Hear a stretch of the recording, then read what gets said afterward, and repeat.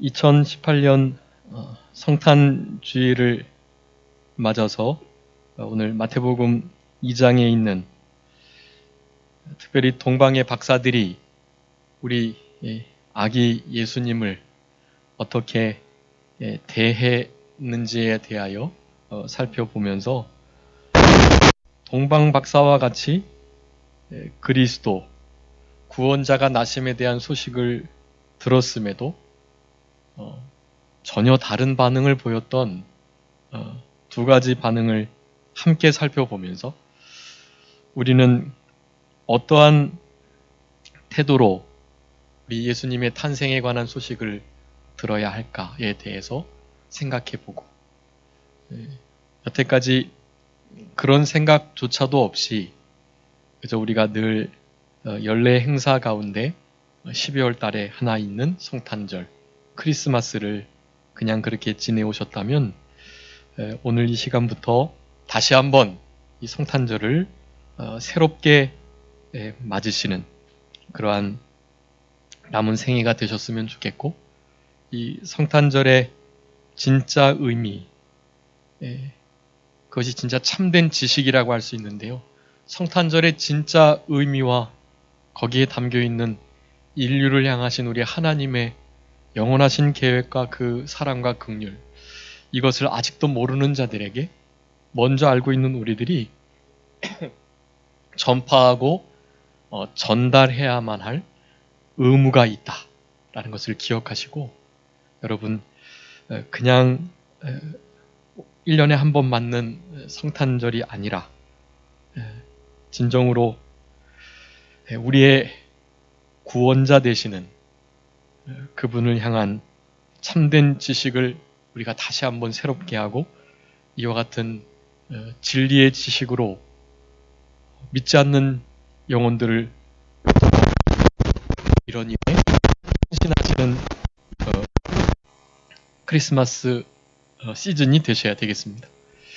그러니까 이 기회를 잘 선용하셔서 이 기회에 예수 그리스도를 믿지 않는 영혼들에게 소개하는 일들을 잘 감당해야 되겠고 그러기 위해서는 오늘 본문에 있는 이 다른 두 종류의 사람과 같은 반응을 우리는 보여서는 안 되겠고 본문에 나오는 우리 동방의 박사들 그들과 같은 태도로 그렇게 우리 예수님을 늘 대하시는 우리들이 되었으면 좋겠습니다.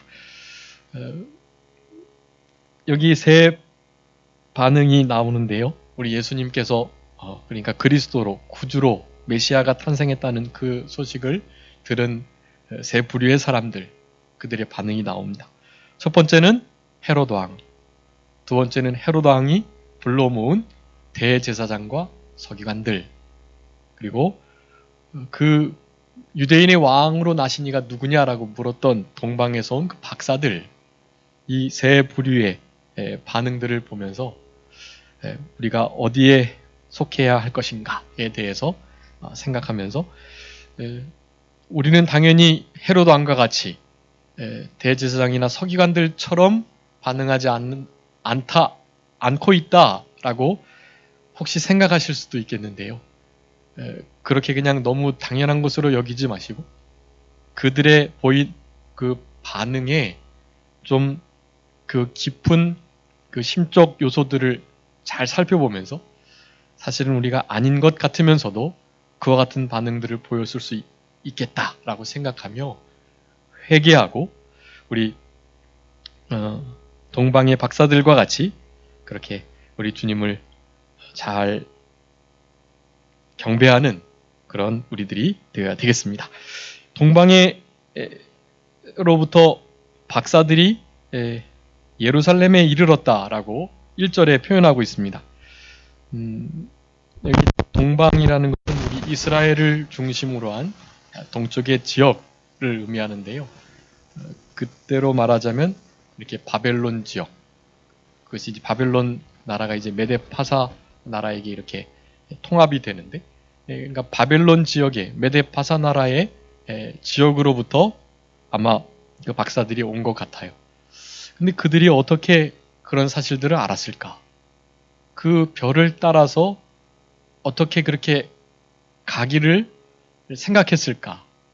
이제 마지막 우리 동방 박사들의 반응에 대해서 살펴보면서 더 자세히 살펴보겠지만 바로 이스라엘 백성들이 바벨론에 포로 잡혀가 있었을 때 그들이 늘 그와 같은 말을 한 것이에요.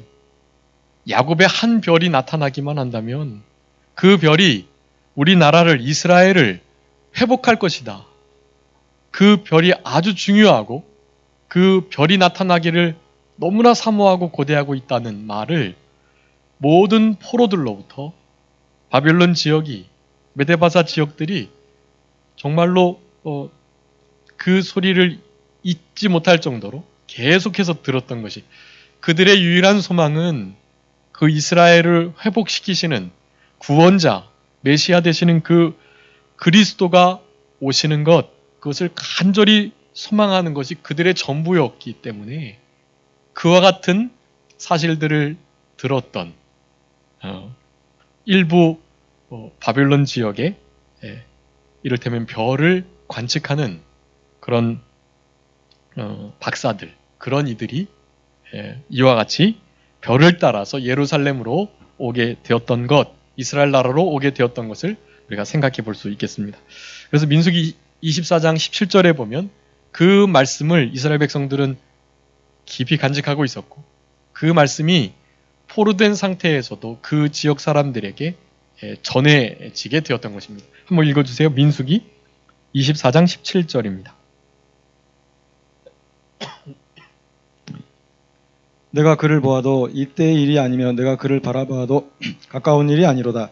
한 별이 야곱에게서 나오며 한 홀이 이스라엘에게서 일어나서 모압을 이 편에서 저 편까지 쳐서 파하고 또 소동하는 자식들을 다 멸하리로다. 아멘.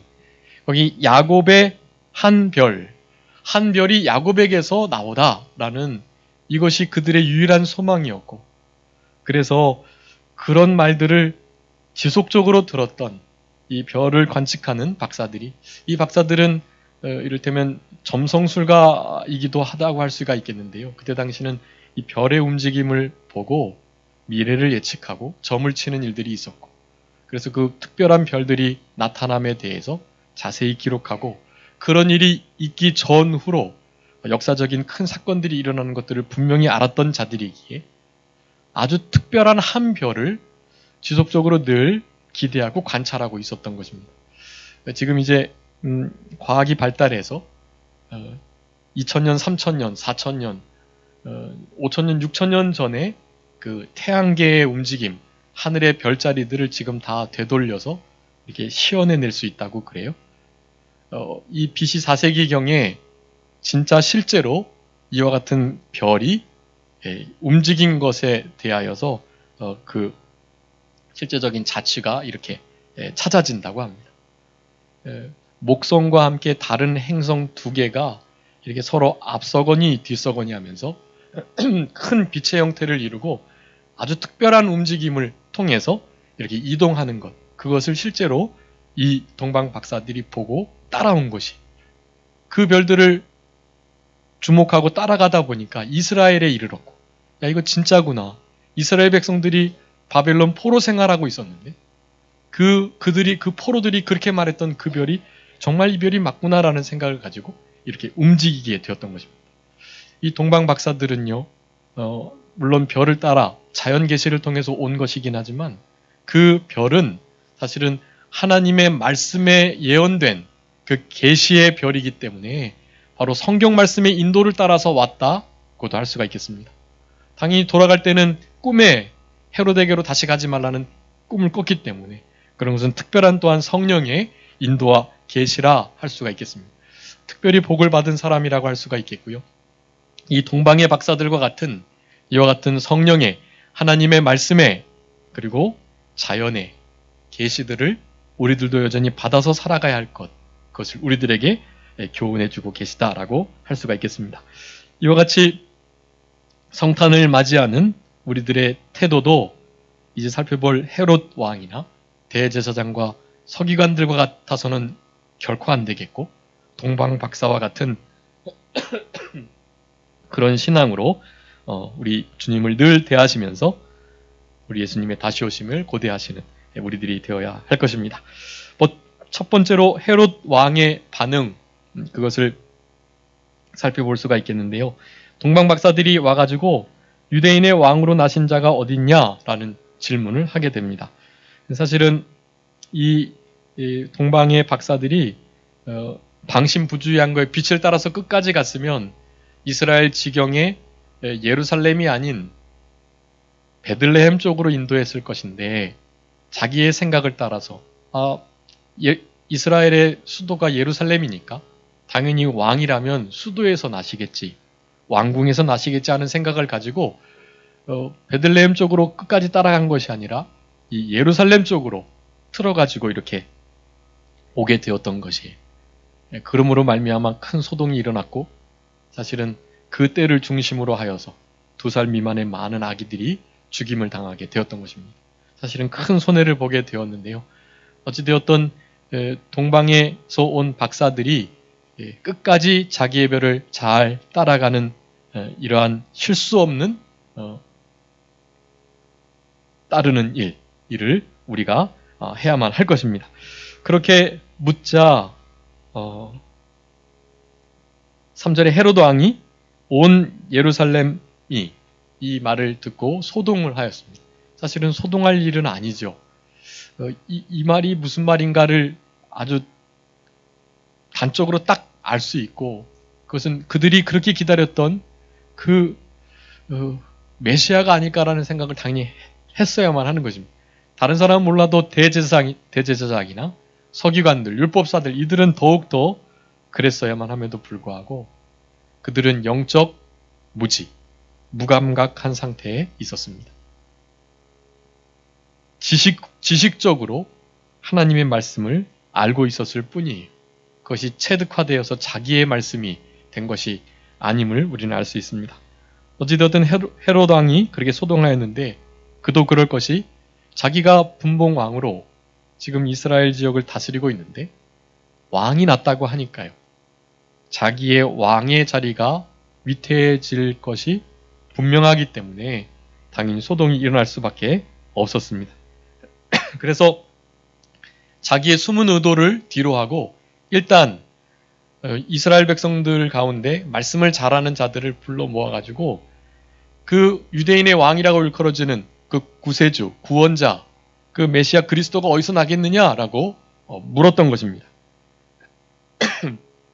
4절에 왕이 그들을 모아가지고 그리스도가 어디서 나겠느냐라고 물었습니다. 이것을 보면 헤롯 왕이 유대인의 왕, 그것을 그리스도로 아는 지식이 분명히 있었습니다. 그 한 별, 그 왕이 이스라엘 백성들을 구원해내고 건져낼 것이라는 것을 당연히 알고 있었어요, 그가. 그렇기 때문에 바로 그리스도의 나심에 대해서 바꿔 묻고 있었던 것입니다. 그러자 대제사장과 서기관들 너무나 말씀을 잘 알고 있으니까요. 미가서의 말씀을 들어서 베들레헴의 지역에서 난다고 기록되어 있습니다. 라고 분명히 제대로 답을 하였던 것입니다. 여기서 헤롯이 이와 같은 반응을 보였는데, 즉 처음에는 소동하고 그래서 그 원인을 찾아가지고 그 원인을 제거하고자 하는 마음을 가졌다라는 것입니다. 여기 보면 그 말을 듣고 그 박사들을 가만히 불러가지고 자기도 그 유대인의 왕으로 오신 그 그리스도 메시아에게 함께 경배할 거니까 그를 찾으면 나에게도 좀 알려달라라는 말을 하는 것입니다. 그런데 당연히 경배하기 위함이 아니고 무엇하기 위함이겠죠? 죽이려 하기 위함이었던 것입니다.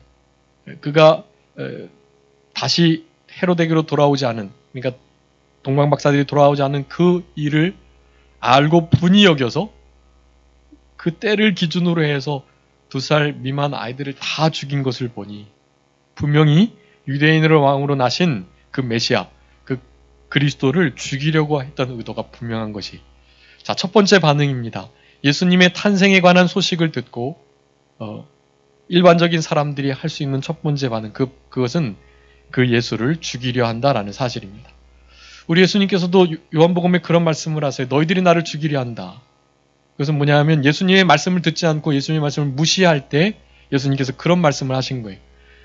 말씀이 그리스도이시기 때문에 로고스로서 말씀이신 우리 제2위 하나님께서 성육신 하신 것이 우리 예수 그리스도이시기 때문에 그 말씀을 무시하고 말씀을 체득하여 알려하지 않고 그 말씀을 멀리하고 버리게 된다면 그것은 예수님을 버리고 죽이는 일이나 다름이 없는 것이, 분명히 유대인의 왕 그리스도가 나셨다라는 소식을 들으면 그 빛으로 오신 예수님을 영접하려 해야 하는데 자기의 여러 가지 유익을 따라서 그 예수님을 죽이려고 하는 것, 일반적인 사람들의 첫 번째 반응입니다.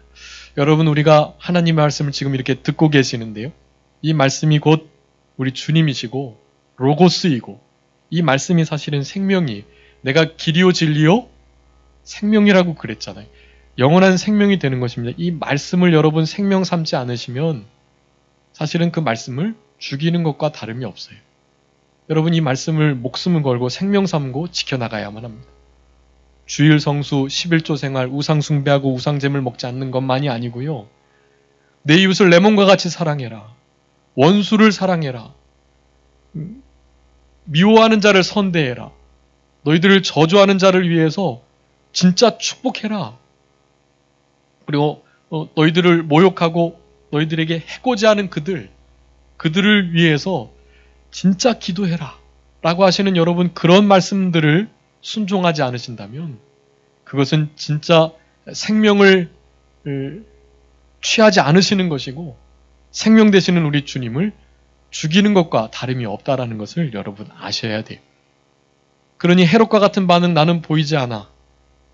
그런 말씀하시면 안 되고 성도님들의 삶 가운데 들려지는 하나님의 말씀을 생명 삼지 않고 그것으로 나의 기준, 그리고 그것이 내가 따라야 할 유일한 길이라는 것으로 여기지 않으신다면 헤롯 왕과 별반 다르지 않은 반응을 보이신 것이라고 하는 것이 여러분 아주 중요한 면입니다.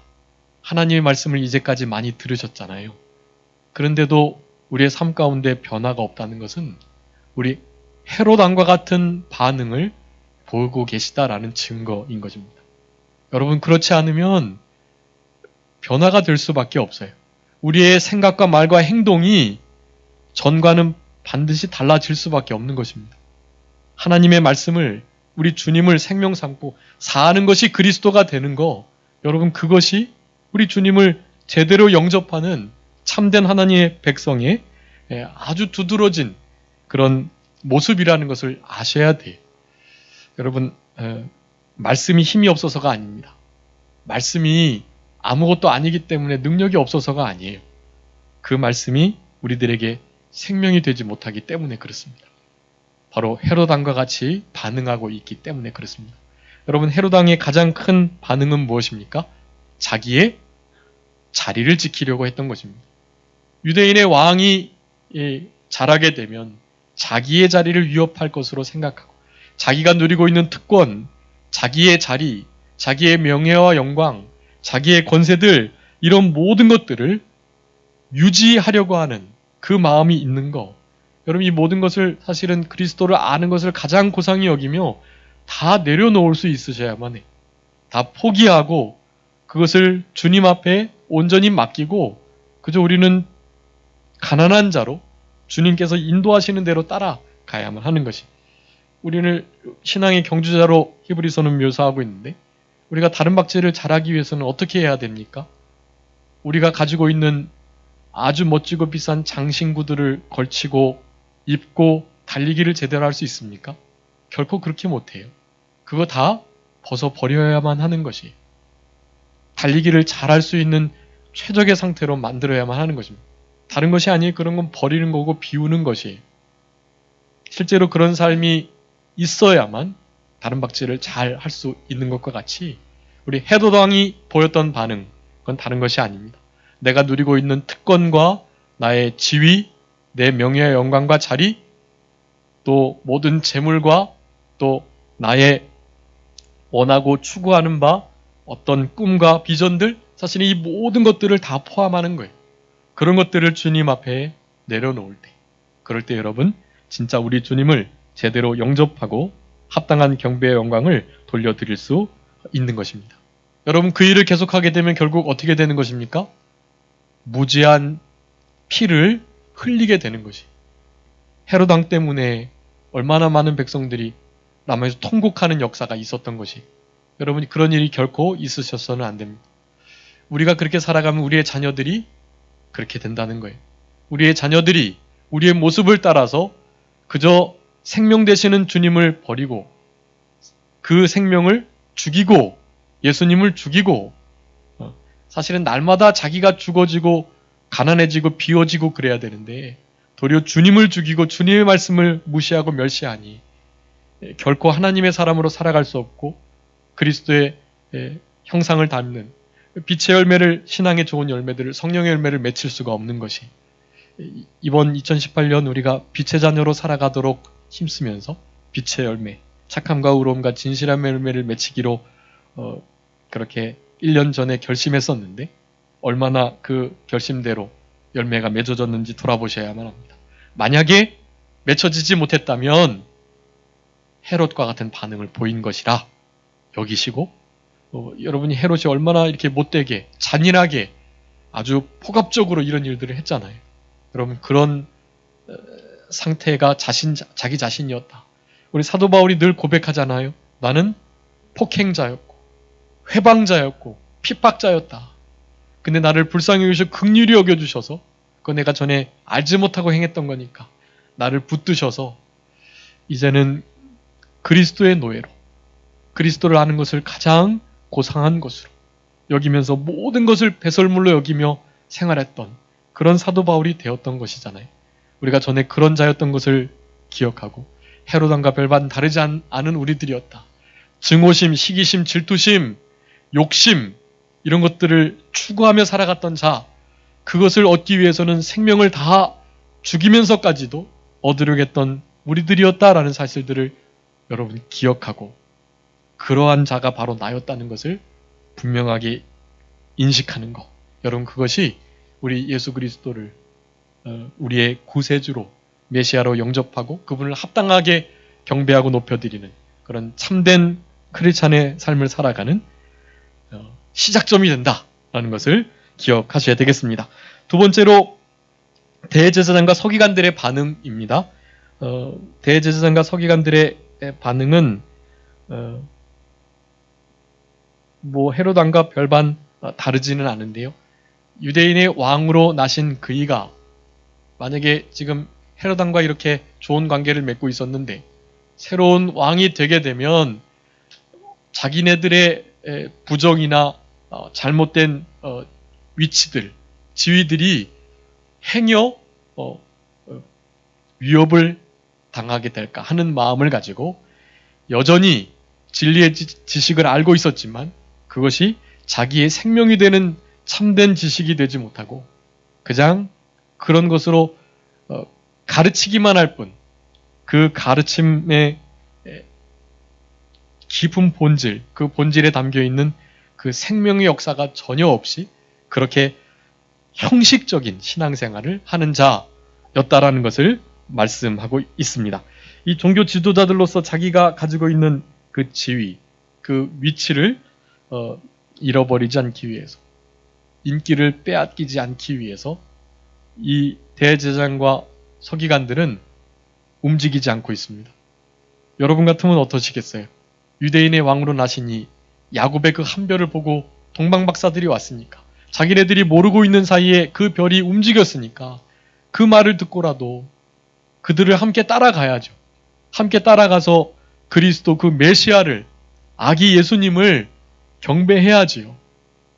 아니 바벨론 지역에서부터 합당한 예물을 가지고 온 박사들도 있는데 하물며 이 대제사장과 서기관들, 바리새인들, 율법사들, 많은 선생들, 장로들 다 뭐하고 있는 것이 중요합니다. 형식적인 신앙생활 그리고 외식적인 신앙생활 하게 되면 똑같은 반응을 보일 수밖에 없다라는 사실입니다. 그래서 이 대제사장과 서기관의 우리 예수님의 탄생의 소식에 대한 반응은요, 외식, 형식, 그거라고 할 수가 있겠습니다. 외식주의적이고 아주 위선적인 신앙생활, 그리고 형식주의적인 명목상 그리스도인으로 살아가게 되면 여러분 결코 우리 예수님의 다시 오시는 일들 또한 우리가 온전히 영접하고 맞이할 수 있을 것이라고 장담할 수 없습니다. 형식적이고 외식적인 그리고 위선적인 신앙생활이 어떻게 가능해집니까? 그것은 자기 자신의 교만 때문에 그렇습니다. 신앙의 연조가 깊어짐에 따라서 그 교만함이 함께 자라나게 되는 거예요. 날마다 교만하지 않을 수 있도록 자신을 처저 복죽시키는 삶이 중요하다라고 할 수가 있겠습니다.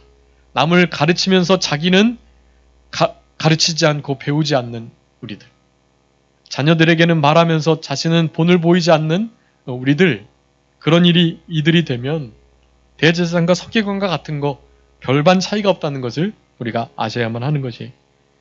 알면서도 움직이지 않는 거, 실행하지 않는 거, 변화하려고 발버둥 치지 않는 거, 우리 주님을 알아가려고 힘을 쓰지 않는 거, 여러분 그거 다 바리새인과 같은 이 대제사장과 서기관과 같은 반응들이다라고 할 수가 있겠습니다.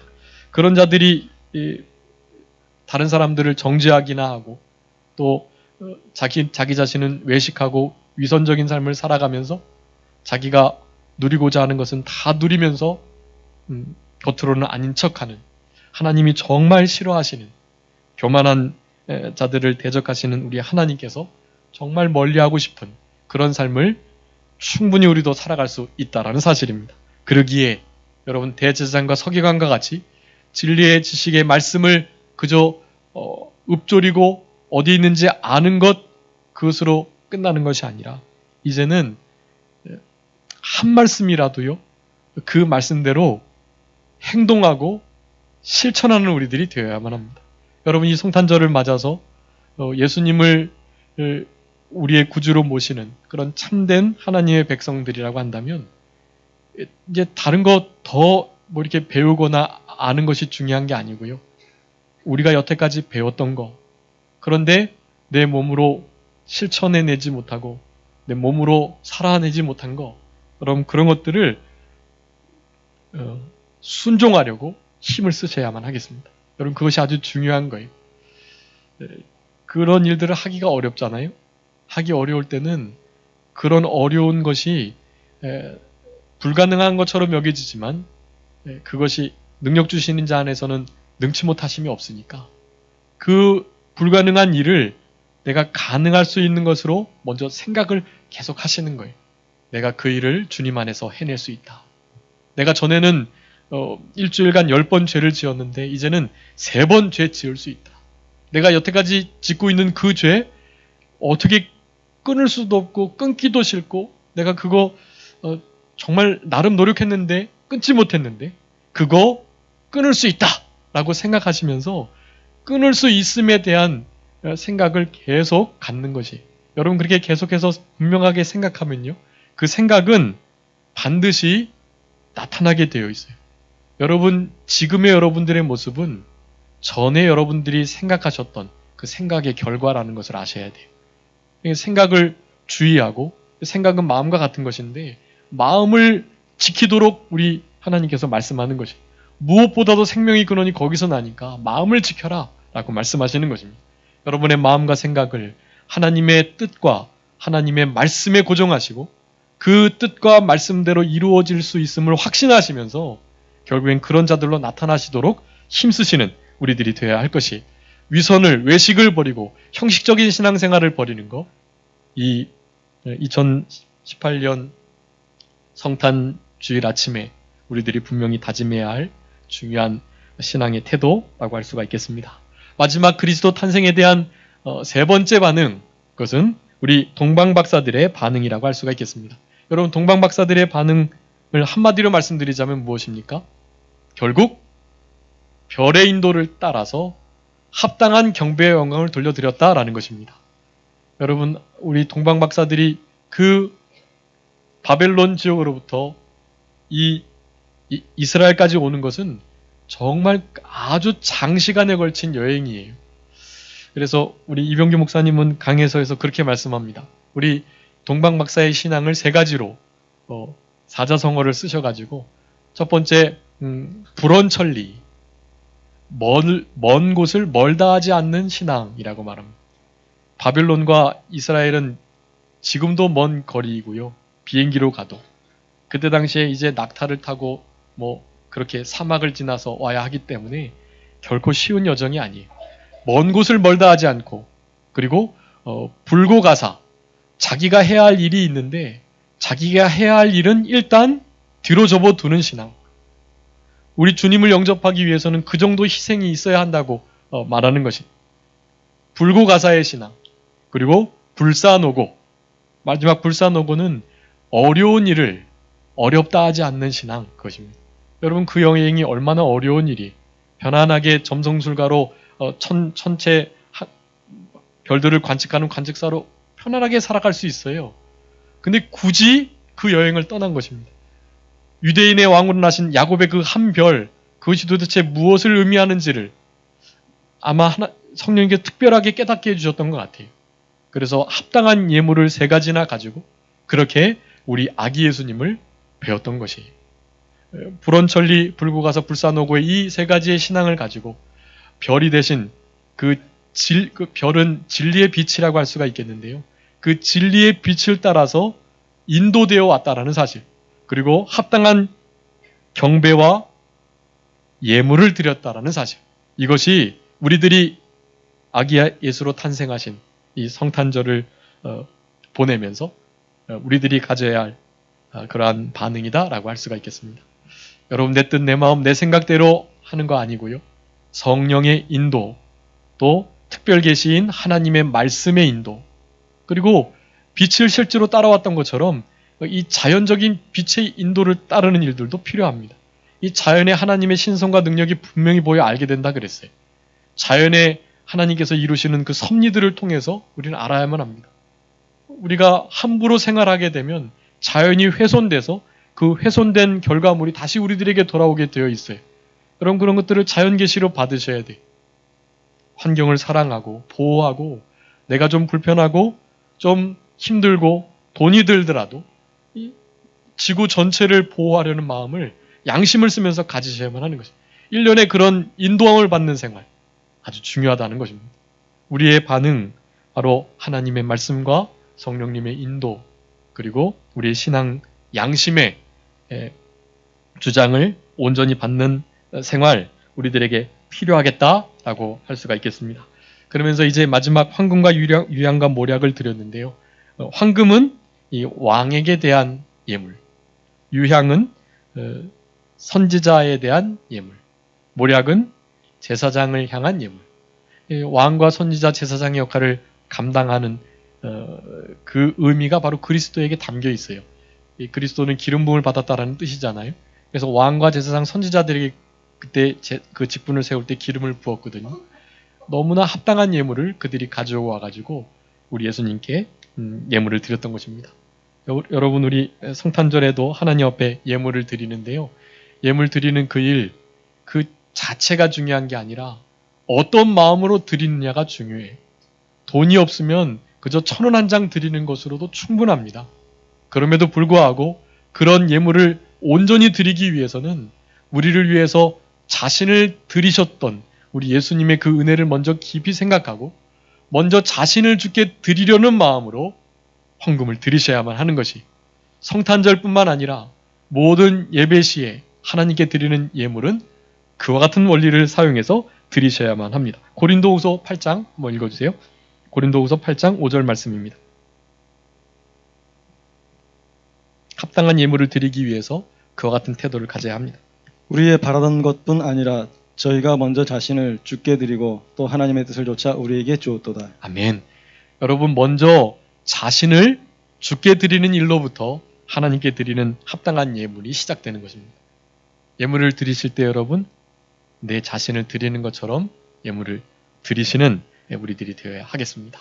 여러분, 한 주간, 특별히 이제 다음 주 성탄절도 있는데 한 주간을 생활하시면서 우리 주님을 대하실 때 우리 동방 박사와 같이, 동방 박사가 그 인도를 잠깐 잃어버림을 하면 얼마나 큰 일이 있었잖아요. 어려운 일이. 그러지 않고 결코 성령님의 인도, 하나님의 말씀의 인도, 양심의 인도를, 자연 계시의 인도를 무시하지 마시고 그 인도를 따라 살아가는 우리들이 되어서 하나님 앞에, 우리 주님 앞에 합당한 경배와 영광을 돌려드리며 합당한 예물로 우리 주님을 영화롭게 해드리는, 기쁘시게 해드리는 우리의 남은 생애가 다 되셔야 되겠습니다. 자, 기도하겠습니다. 살아계신 우리 아버지 하나님 감사합니다. 우리 주님께서 이 땅에 말씀이 육신이 되어 성육신하여 주시고 그 은혜를 기리는 마음으로 성탄절을 지내며 성탄주일로 하나님 앞에 합당한 영광과 경배를 돌려드릴 수 있는 은혜를 허락해 주신 것 진심으로 감사합니다.